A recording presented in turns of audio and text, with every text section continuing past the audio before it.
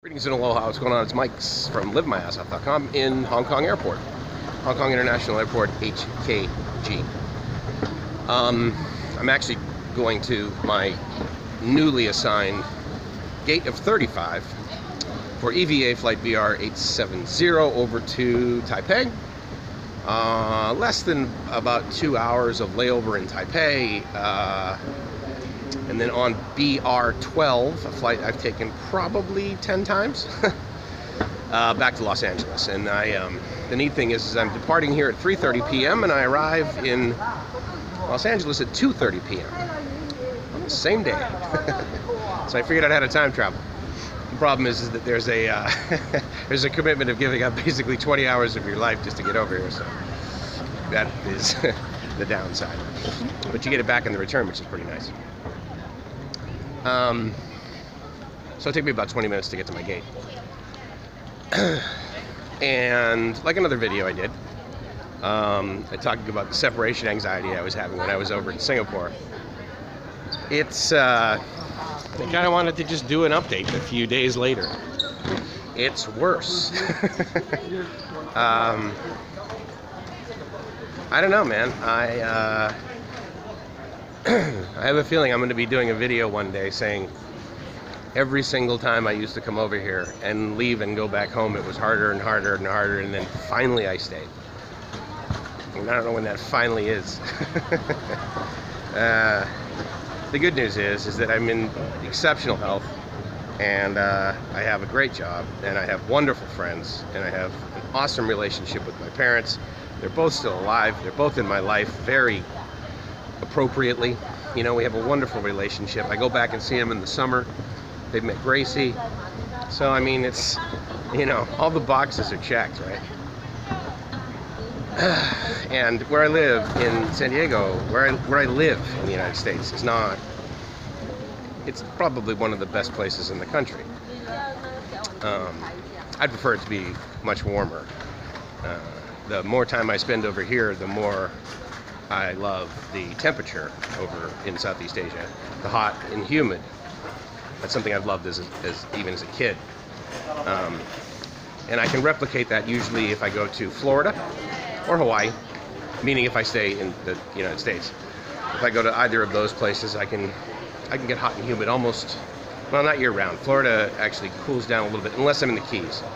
The Keys are still not super humid, but they're pretty hot still in January. So anyway, yeah, I'm just not feeling it. But the good news is that in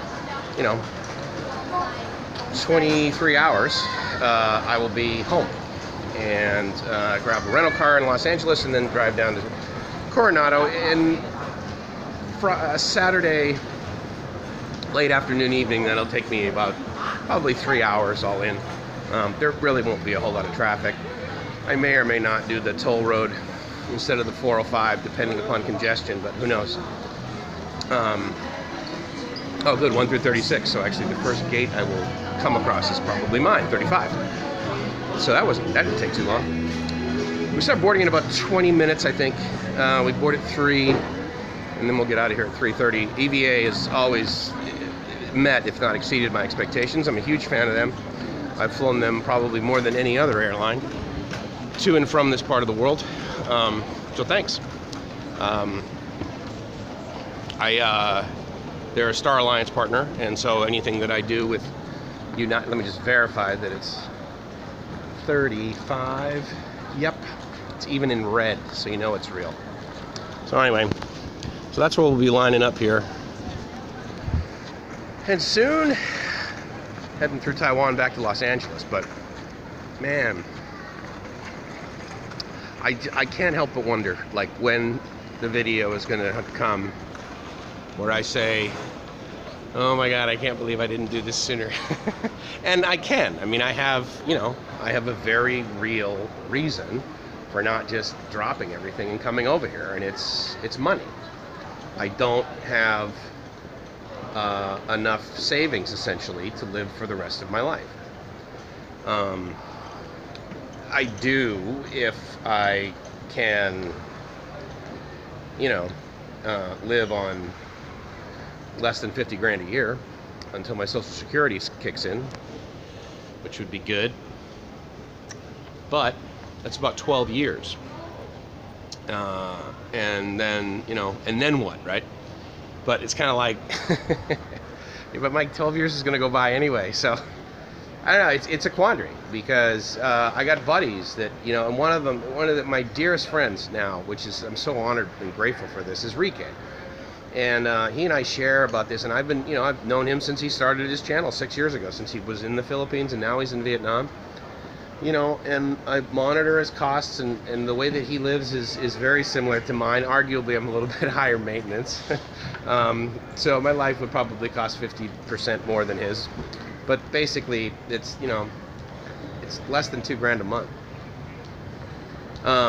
to live. Now, I like to travel over here, but I often wonder, like, will I still travel as much if and when I do live over here? Because I'm over here, like, and not going back, right? And so it's like, if the tree falls in the forest, right? And so I wonder, like, am I doing what I'm doing? Am I traveling as much as I'm traveling once I get over here, simply because I have to, like, cram stuff in? And and again, I get a lot of vacation, but it's like, am I trying to do this because I know that there's a finite amount of days? I mean, I know the day I'm returning to the U.S. When I leave the U.S., I know the date I'm returning. And I know the day that I will be held accountable to be sitting in my office. And so it's a little different. I know that I've done videos like this before where I've said, oh yeah, I really miss, I miss it already, sort of thing. But man, I'm like walking down, on the other gates and everything, and I walk over and I'm walking past this one, and it's like Hong Kong to Bangkok. And I just think to myself, if I was living over in this part of the world, I think I would be going to Bangkok right now. I mean, I would really like to just go there. I haven't been to Thailand in, when was I there? September. So, only 4 months, but it seems like a lifetime. It doesn't seem like a lifetime ago. It seems like a while ago. And then, in fact, it is. I mean, I get a lot done in 1 month. And by that I mean accomplished at work as well as in my life, and I do a lot of events, and I'm grateful for that. I get to do that. But anyway, here I am in Hong Kong, and we'll probably start boarding soon, but I just, I throw these up here, I throw up, no, I put these videos up here to sort of have something to reflect on. Like, I've looked back at some videos that I did like 2 and 3 years ago, and I'm like, oh yeah, that's right. Or, oh yeah, I set that goal and I accomplished that. Or like, oh my God, I completely forgot about that goal. I should, look on that and see like what I've done instead, or, how my priorities changed, or how my outlook changed, or how my mind has been opened, or how it's closed. That's something I always try and acknowledge and seek out and say, should I have done that? But with this, it's just, I don't know. It's, ow. It's, my backpack's really heavy. It's one of those deals where I feel like each of these videos that I do, basically every year, basically every January when I leave here with not real clear idea of when I'm going to return to this part of the world, other than, I mean, obviously I'm going to do it before the end of the year, but, am I going to do it in 90 days? Am I going to do it in 6 months?